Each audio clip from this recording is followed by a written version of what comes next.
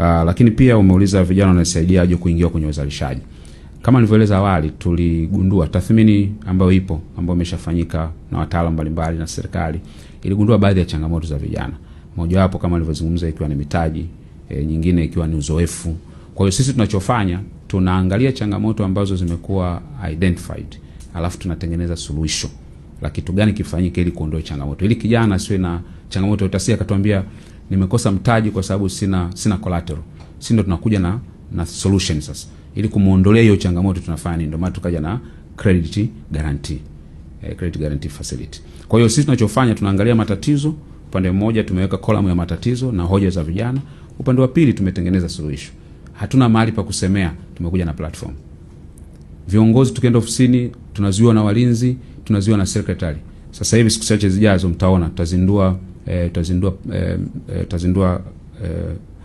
program maalum ya digitali ambao kijana atakuwa na chat na waziri. Ambao kijana yoyote mahali popote anaweza kutumia simu yake kunifikia mimi na kufikia watendaji wangu.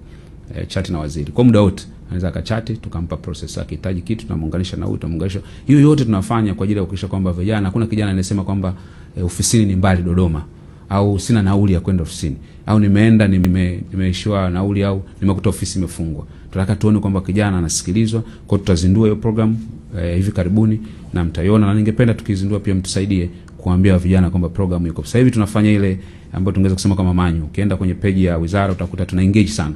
Hata mimi waga na jibu sana comment na jaribu ku engage. Lakini tunataka tutengeneze some utaratibu maalum ambao yenyewe itatusaidia pia kuwa na analysis ya issues ngapi zimekuwa raised. Kila wiki tutakuwa tuna report ya kwetu internally ambayo inatuonyesha katika mitandao ya kijamii issues gani zaidi zimezungumzwa zaidi, maeneo gani yamelalamikiwa zaidi. Tutakuja na takwimu ili tuweze kuaddress issues. Hatutaki kuhit around the bush.